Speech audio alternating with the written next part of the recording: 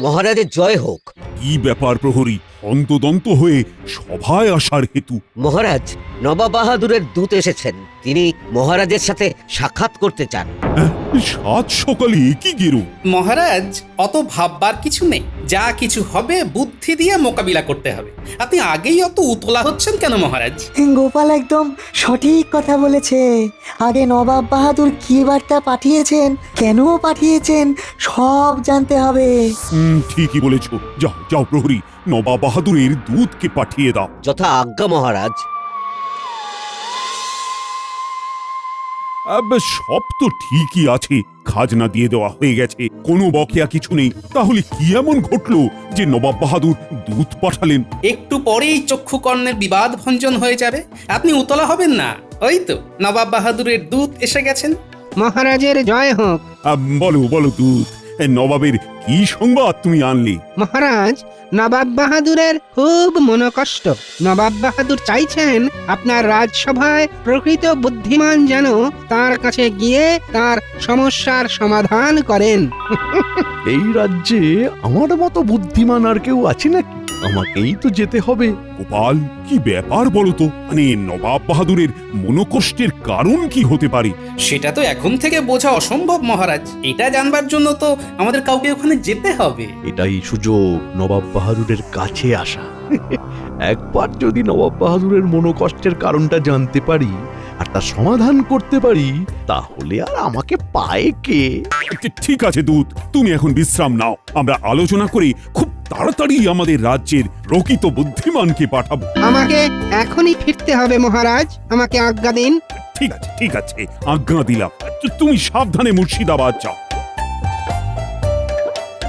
তাহলে কে আমার রাজ্যের প্রতিনিধি হয়ে নবাব বাহাদুরের কাছে যাবে? বিজ্ঞানী, আজ তুমি বল। মহারাজ, বিজ্ঞানী বলার আগে আমি কিছু বলতে চাই। আসলে এই সমস্যাটা কিন্তু খুব জটিল বলেই আমার মনে হয়। এ আর নতুন কি বললেন মন্ত্রীমশাই? জটিল না হলে কি আর দূত পাঠিয়ে সাহায্য চান? আমার মন্ত্রী ওরকম। আসলে সমস্যাটা কিন্তু খুব জটিল বলেই মনে হয়। যেন নতুন কিছু বলছো। বলো বলো, তাড়াতাড়ি বলো, তুমি কি বলতে চাও? আমার মনে হয় আমি মন্ত্রীমশাইয়ের কথার ভাবটা বুঝতে পেরেছি। মহারাজ, মন্ত্রীমশাই এই সমস্যাটা সমাধান করতে চান, কি তাই তো? ওরে বাবা, তুমি তো সাংঘাতিক মানুষ, মনের কথা পট করে জেনে ফেলছো। এটাই তো অভিজ্ঞতা মহারাজ। অভিজ্ঞতাই তো আমাকে পরিপক্ক করে তুলেছে। নিন মন্ত্রীমশাই, আপনি আপনার মনোবাসনা মহারাজকে জানান। হ্যাঁ, ছেড়ে কাশো। হ্যাঁ মহারাজ, আমি আপনার মন্ত্রী। আমি ছাড়া এই সমস্যার সমাধান করার মতো আর কেউ নেই।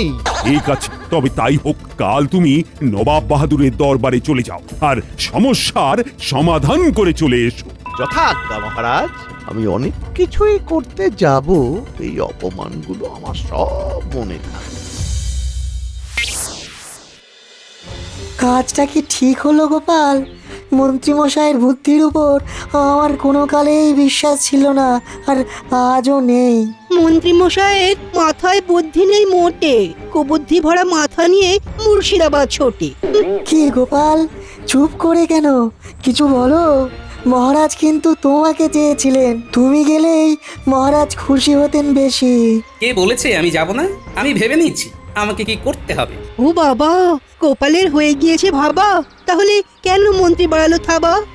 মন্ত্রীমশাইয়ের মনটা আমি পড়ে নিয়েছিলাম আগে ভাগেই। উনি যে প্রবল বুদ্ধি ধরেন সেটা তো দেখাতে হবে।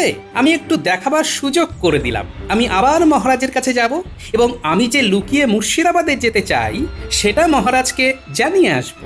লুকিয়ে মানে? ছদ্মবেশ ধরে। বাহ, এটাই তো আমরা চেয়েছিলাম। সেটা আমিও বুঝেছিলাম, তাই তো আমি তোমাদের সাথে আমার মত বিনিময় করলাম। আমি যাব, তবে গোপাল হিসেবে নয়, একেবারে ভিন্ন রূপে, ভিন্নভাবে। ছদ্মবেশ ধরে গোপাল যাবে দরবারে, মন্ত্রীমশাইয়ের কুবুদ্ধি যাবে ছাড় খাড়ে। মহারাজ, আপনাকে খুব চিন্তাগ্রস্ত দেখছি। কি হয়েছে মহারাজ? একটু অন্যরকম ঝামেলা এসে পড়েছে। কি এমন ঝামেলা যেটা মহারাজকে এতটা চিন্তায় ফেলেছে? নবাব বাহাদুরের দূত এসেছিল। নবাব বাহাদুর বার্তা পাঠিয়েছেন যে তিনি খুব মনোকষ্টে আছেন। মনোকষ্টের হেতু? সেটা উনি কিছু বলেননি, শুধু বলেছেন যে আপনার রাজসভার প্রকৃত বুদ্ধিমানকে পাঠাতে। ব্যাস, আর কি চিন্তা মহারাজ, আপনার কাছে তো গোপাল আছে, পাঠিয়ে দিন গোপালকে। ভেবেছিলাম তো তাই, কিন্তু আমার মন্ত্রীটা সব কিছু একেবারে ঘেঁটে দিল। বুঝেছি, আপনি নবাবের মনোকষ্ট কমানোর জায়গায় আরো বাড়িয়ে দিলেন, তাহলে তো চিন্তার বিষয় আছেই। রানীমা, গোপাল দাদা আপনার সাথে দেখা করতে এসেছে। নিন, আপনার মুশকিল আসান এসে গেছে। দেখুন কি বলতে এসেছে আমাদের গোপাল। দাসী পাঠিয়ে দাও। মনটা কিরকম হালকা হয়ে গেল গোপালের আগমনে। রানী, তুমি তো জানো না, গোপালই তো মন্ত্রীকে পাঠাতে বলল। নিশ্চয়ই এর মধ্যে গূঢ় বিষয় আছে। প্রণাম মহারাজ। প্রণাম রানীমা।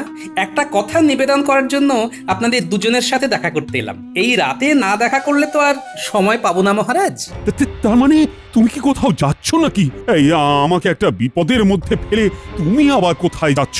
কোথায় আর যাব মহারাজ, ভাবছি অন্যরকম বেশ ধরে মুর্শিদাবাদ যাব। তুমি মুর্শিদাবাদ যাবে? তবে আগে বললে না কেন? মন্ত্রীকে পাঠিয়ে দিলাম। মন্ত্রী মশাই যাক না, উনি ওনার মতো কাজ করবেন আর আমি আমার মতো কাজ করব। আমি একদিকে নবাব বাহাদুরের মনোকষ্টের কারণ জানবার চেষ্টা করব, অন্যদিকে মন্ত্রী মশাই কি করছেন সেটার দিকেও একটু চোখ রাখবো। তুমি কি পরিচয় সেখানে যেতে চাও গোপাল? মনোকষ্ট যখন তখন আমি মনোবিজ্ঞানী। নবাব বাহাদুরের মনোকষ্ট জানবো আমি মনোবিজ্ঞানী হয়ে। তুমি জয়ী হয়ে ফিরে এসো গোপাল। এই যে প্রহরী, গোপালকে নিয়ে খাজাঞ্চির কাছে যাও। গোপাল, তুমি খাজাঞ্চির কাছ থেকে রাহা খরচ হিসেবে 100 মোহর নিয়ে নেবে। যথাজ্ঞা মহারাজ। প্রণাম রানীমা।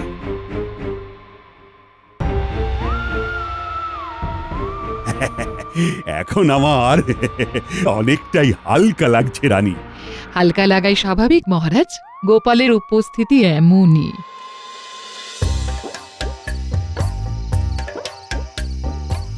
গিন্নি গিন্নি, খুব তাড়াতাড়ি খেতে দিয়ে দাও, কাল খুব ভোর ভোর যেতে হবে বুঝলে। কোন চলে যাবে শুনি? মুর্শিদাবাদ, নবাব বাহাদুরের মনোকষ্ট জানতে। ও, ভারী এলেন মনোকষ্টের বিশেষজ্ঞ। তোমার এই সরল সাদাসিধে বউটার মনে কত কষ্ট কোনোদিন জানতে চেয়েছো? তোমার আবার কিসের কষ্ট? হা করতেই তো মুখের কাছে সব চলে আসছে। কি আসছে, কি আসছে শুনি? এই তো হাঁ করলাম। এ কি এলো? আরে ওটা তো কথার কথা গিন্নি। আমার কথা হলো, কোনো কিছুর অভাব আছে তোমার? তোমার স্বভাবটাই তো এখনো বুঝতে পারলাম না গো, এটাই তো বড় অভাব আমার। বাবা, তুমি তো দেখছি অনেক কথা শিখেছো গিন্নি। কার বউ আমি সেটা দেখবে না? বিয়ে হয়ে আসা থেকে শুধু কথাই শুনে যাচ্ছি, কথাই শুনে যাচ্ছি, শুধু কথার চচ্চড়ি। যাকে, তোমার কথার সাত কাহন শোনার সময় নেই আমার। আমাকে কাল খুব সকালে বেরিয়ে যেতে হবে। আচ্ছা, তুমি কি খেতে দেবে আমায়? তা আমি আবার কখন বললাম যে খেতে দেব না? হাত পুড়িয়ে রান্না করেছি, নিজে খাবো বলে হাত মুখটা ধুয়ে এসো, খেতে দিচ্ছি। শুনে আমি খুব কৃতার্থ হলাম। তুমি খাবার বারো, আমি আসছি। কি কথা শুনলাম গো, কি কথা শুনলাম? নবাব বাহাদুরের মনের কষ্ট মেটাতে হবে, যে কিনা নিজের বউয়ের মনটাই বুঝতে পারলো না। বুঝতে পারছি, আমার আর কিচ্ছুটি হবে না। হ্যাঁ, বুঝে গেছি।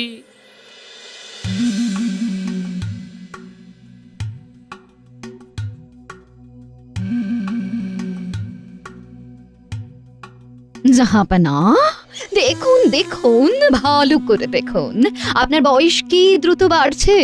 কাল অবধি আপনার দুটো দাড়ি পাকা ছিল, আজ আবার একটা দাড়ি পেকেছে। এর মানে কি বুঝছেন জাহাপানা? এর মানে আর বুঝতে হয় নাকি? আমি খুব দ্রুত বুড়ো হয়ে যাচ্ছি। তোমার কটা চুল পাকলো বেগম? ওই একটাতেই থেমে আছে জাহাপানা, আমার বয়স থেমে গেছে, আর বাড়বে না। আর আমার বয়স বেড়েই চলেছে। না না, বয়সকে বাড়তে দিলে হবে না। পাকা দাড়িকে এবার কাঁচা করব। ও, কালো রং করে কাচাবেন জাহাপানা? তাতে কি? আমি তো আপনার আয়না, আপনি যতই কাঁচান আমার কাছে আপনি বুড়ো। আর আমার একটা চুল মোটে সাদা, এক ঢাল কালো চুলের মাঝে, আর আপনার তিনটে দাড়ি পেকেছে। যেভাবে এগোচ্ছে খুব শিগগির আপনার পুরো দাড়ি কালো থেকে সাদা হয়ে যাবে জাহাপানা। আর কাটা ঘায়ে নুনের ছিটে দিও না। যেদিন আমার একটা চুল আপনি পাকা দেখলেন, তখন আমাকে কি বলেছিলেন জাহাপানা? ভুল হয়ে গেছে, অবস্থা কি হয়েছে? সেদিন আমাকে বুড়ি হয়ে গেছে বলে টিপ্পনি করেছিলেন, আর আজ দেখছেন তো আপনার গুনাহের সাজা কেমন ওপরওয়ালা দিচ্ছেন। প্রতিদিন আপনার একটা একটা করে দাড়ি পাকছে জাহাপনা। না, বেগমের সামনে থেকে আমার চলে যাওয়াই উচিত। আমি চললাম।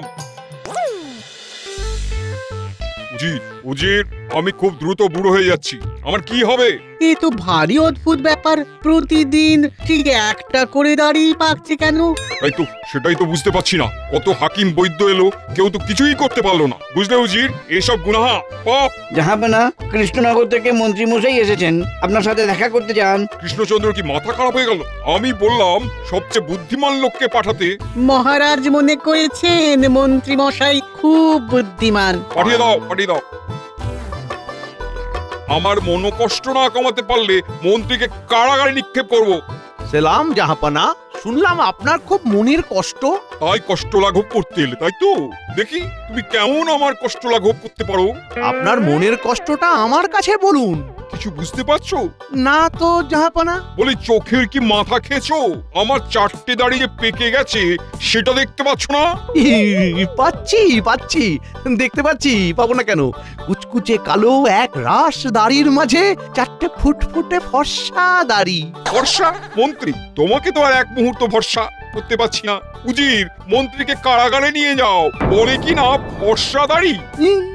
আমার অপরাধ নবাব বাহাদুর, আমি তো সাদা দাড়ি বলিনি, বলেছি ফর্সা। উফ, আবার আমার দাড়ি নিয়ে কথা বলছো? উজির, একে কারাগারে নিক্ষেপ করো। প্রহরী, প্রহরী! হুকুম জাহাপনা। এই মন্ত্রীকে কারাগারে বন্দি করে রাখো, নিয়ে যাও। নবাব বাহাদুর, আমি আর ফর্সা বলবো না, এবার থেকে সাদাই বলবো। আসলে দাড়ি তো সাদাই হয়। আবার আমার দাড়ি নিয়ে কথা বলছে। এই প্রহরী, দেরি করো না, নিয়ে যাও।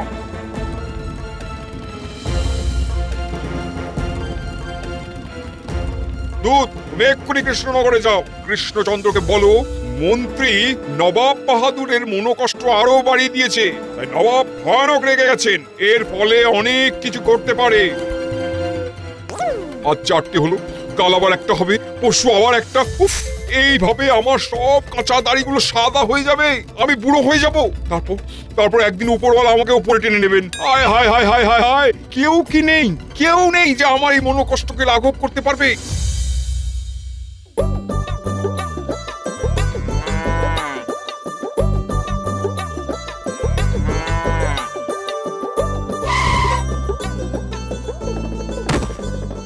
এসে গেছি, তাই না গাড়োয়ান? হ্যাঁ গোপাল দাদা। হুম, এখন আর আমায় গোপাল দাদা বলে ডাকবে না, এইখান থেকে আমায় ক্ষেত্রপাল বলে ডাকবে। আমি এখানে বিশেষ কাজে এসেছি, বুঝলে? ঠিক আছে, তুমি যা বলবে। তুমি এইখানে গাড়িটাকে রাখো, গরুটাকে জল টল দিয়ে খাবার দাও। এখানে কি আমাকে কিছুদিন থাকতে হবে? হ্যাঁ গাড়োয়ান ভাই, এখানে তোমাকে কিছুদিন থাকতে হবে, বুঝলে?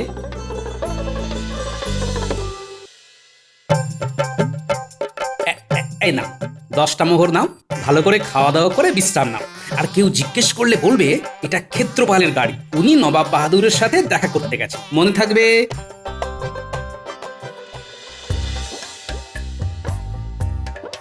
গোপাল এতক্ষণে পৌঁছে গেছে। হ্যাঁ, এটাই স্বস্তির খবর যে গোপাল মুর্শিদাবাদে পৌঁছে গেছে। মন্ত্রী মশাইও ওই একই বিষয় নিয়ে নবাবের দরবারে গেছেন। এতে কোনো জটিলতা হবে না তো? না, গোপাল তো আর গোপাল হয়ে যাচ্ছে না, গোপাল যাচ্ছে ভিন্ন নামে, ভিন্ন পরিচয়ে। সালাম জাহাপনা, কৃষ্ণনগর থেকে ক্ষেত্রপাল নামে এক ব্যক্তি আপনার সাথে দেখা করতে এসেছে। কৃষ্ণনগর থেকে? কি কারণে উনি জাহাপানার সঙ্গে দেখা করতে চান? উনি জাহাপানার খবর শুনে জাহাপানার সাথে দেখা করতে এসেছে। আমার খবর শুনে পাঠিয়ে দাও। জয় হুকুম জাহাপনা। একে আবার কে পাঠালো? শোনো উজির, এরা যদি আমার মনের কষ্ট না কমিয়ে আরো বাড়িয়ে দেয়, তাহলে কিন্তু সোজা শুলে ছড়িয়ে দেবো, এটা এবার জানিয়ে দাও। জয় হুকুম জাহাপানা। জাহাপনার জয় হোক। তুমি কে? আমি ক্ষেত্রপাল, আমি মনোকষ্ট বিশেষজ্ঞ। আপনার মনোকষ্ট আমি লাঘব করতে এসেছি। আমার মনোকষ্ট যদি কমাতে না পারো তাহলে তোমাকে কিন্তু কারাগারে পাঠিয়ে দেবো। তোমার রাজ্যের মন্ত্রীকে পাঠিয়ে দিয়েছি। আপনার কষ্ট লাঘব হলে মন্ত্রীকে ছেড়ে দেবেন তো জাহাপনা? আগে আমার কষ্ট লাঘব করো, তারপর সব কথা। এবার বলুন আপনার মনোকষ্টের হেতু। এই দেখো, কি দেখতে পাচ্ছ? ঘন কালো একগুচ্ছ দাড়ির মাঝে মাত্র 4টি পাকা দাড়ি। এটাই আমার মনোকষ্টের কারণ। প্রতিদিন একটি একটি করে দাড়ি পাকছে। প্রতিদিন একটা একটা করে দাড়ি পাকছে, এ তো বড় আশ্চর্যের কথা জাহাপনা। অথচ আমার বেগমের একটা চুল পেকে আছে, একটা থেকে দুটো হয়নি। অথচ আমার প্রতিদিন চুল পেকে যাচ্ছে। এটা কষ্টের নয়? কি গো, বলো, তুমি বলো। এটা তো অবাক কাণ্ড। প্রতিদিন নবাব বাহাদুরের দাড়ি পেকে যাচ্ছে, এরকম তো হয় না। না, একটা কিছু ব্যাপার আছে জাহাপনা। ব্যাপারটা খুব গোলমেলে। এইরকম ভাবে তো দাড়ি পাকে না। তাহলে আমার তো বুক ঢিপঢিপ করছে।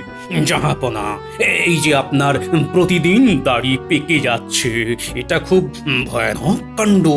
আপনার খুব কাছের মানুষই এই ব্যাপারে বলতে পারবে জাহাপনা। কাছের মানুষ? এমন কাছের মানুষ যার সাথে আপনার রাত দিন রাত ওঠা বসা, মান অভিমান, রাগ অনুরাগ তার সাথে ভাগ করা। এইরকম কাছের মানুষের সাথে আমার একটু কথা বলা প্রয়োজন জাহাপনা। এইরকম প্রিয়জন তো একমাত্র আমার বেগম। ও ও তুমি আমার বেগমের সাথে কথা বলতে চাও? বেগম সাহেবা যদি আপনার প্রিয়জন হন তাহলে তার সাথেই আমাকে কথা বলতে হবে। বেশ বেশ বেশ বেশ, তাহলে চলো। আশা করি আজ থেকে আপনার দাড়ি আর পাকবে না জাহাপনা। তুমি হলফ করে বলছো তো?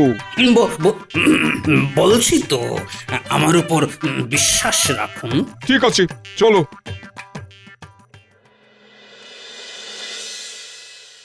কি ব্যাপার প্রহরী? নবাবের দূত আপনার সাথে দেখা করতে চাইছেন। আবার কি হলো? যাকে ডেকে আনো। মহারাজের জয় হোক। বলো বলো দূত, কি খবর? নবাব বাহাদুর এখন কেমন আছেন? জাহাপানার মন আপনার মন্ত্রীর কথা শুনে আরো খারাপ হয়ে গেছে মহারাজ। নবাব বাহাদুর খুব রেগে গেছেন। এটা বলবার জন্যই আমি এসেছি। আমার বলা হয়ে গেছে, এবার আমি চলে যাব। আমার মন্ত্রী আবার কি বিপত্তি ঘটালো? দেখলে দেখলে মন্ত্রী আমার কোনো জায়গায় গিয়ে একটু ঠিক কাজ করে আসতে পারে না। এখন গোপালই ভরসা।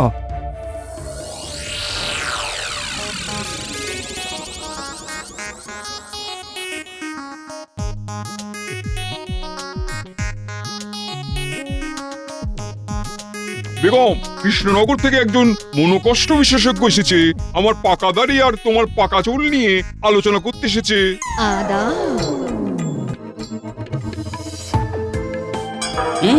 আমি যা ভেবেছি তাই। ডান হাতের তর্জনীতে সাদা রং লাগা। ধরে ফেলেছি বেগম সাহেবা। সেলাম বেগম সাহেবা। বেগম, এই ক্ষেত্রপাল যা জিজ্ঞেস করবে ঠিক ঠিক জবাব দিও কিন্তু। ঠিক আছে জাহাপনা, বলো তুমি কি জানতে চাও? জাহাপনার 4টে পাকা দাড়ি দেখে আপনার খুব আনন্দ হচ্ছে, তাই না বেগম সাহেবা? আমার যখন একটা চুল পাকা দেখা গেছিল তখন তোমাদের জাহাপনা ধরাকে একেবারে সরা দেখেছিল। দেখুন এবার কেমন লাগে, সব ওপরওয়ালার সাজা। জাহাপনা, আমি যা বুঝবার বুঝে গেছি। আপনার এই সাদা দাড়ি 1 মাস পরে আবার কালো হয়ে যাবে। তাই নাকি? তুমি সব বুঝে গেছো ক্ষেত্রপাল? বাবা বাবা। হ্যাঁ, আরেকটা কথা মাথায় রাখবেন, ভুলেও এই 1 মাস এই ঘরে রাত্রিবাস করবেন না। আপনি একদম একা একটা ঘরে দরজা বন্ধ করে শুয়ে থাকবেন জাহাপনা। এই রে, এই লোকটা কিরকম উল্টে পাল্টে দিল। আসলেই সব সমস্যার সমাধান হয়ে যাবে? হ্যাঁ জাহাপনা, আমি এবার খুলে সব কিছু বলি। হ্যাঁ, সবকিছু খুলে বলো। বেগম সাহেবা, আপনার ডান হাতের তর্জনীতে সাদা রংটা কিসের? সাদা রং? লুকোবেন না, একদম লুকোবেন না। কেন? আমার আঙুলে কি আছে? ওই আঙুলে যে সাদা রংটা আছে ওটাই তো রোজ রাতে নবাব বাহাদুর ঘুমিয়ে পড়লে দাড়িতে লাগিয়ে দেন। কেউ কেউ পাকা চুল ঢাকতে কালো কলপ করে, আর আপনি জাহাপনার কালো দাড়িতে সাদা রং লাগিয়ে দাড়ি পাকিয়ে দেন। ঠিক কিনা? বেগম, এইসব তোমার কাজ? হায় হায় হায় হায়, তুমি আমার বেগম হয়ে আমাকেই বুড়ো সাজিয়ে মজা দেখছো। ক্ষেত্রপাল, ক্ষেত্রপাল, তুমি ধন্য, ধন্য তোমার চোখ। নবাব বাহাদুর, এইবার আমাদের মন্ত্রী মশাইকে মুক্তি দিন। তুমি কে? তোমার গলার স্বরটা চেনা চেনা লাগছে। আমি গোপাল নবাব বাহাদুর। আহা আহা, আমি তাই ভাবি গোপাল থাকতে কৃষ্ণচন্দ্র মন্ত্রীকে পাঠাবে কেন? গোপালের বুদ্ধি আর তাতেই সবার সিদ্ধি। বেগম, এই আনন্দের দিনে তোমাকে আর কিচ্ছু বললাম না। নবাব বাহাদুর, চুল দাড়ি পাকে কেন? অভিজ্ঞতায়। যত বেশি অভিজ্ঞ হবেন তত বেশি পাকবেন, পুরো গাছ পাকা মিষ্টি আমের মতো জাহাপনা।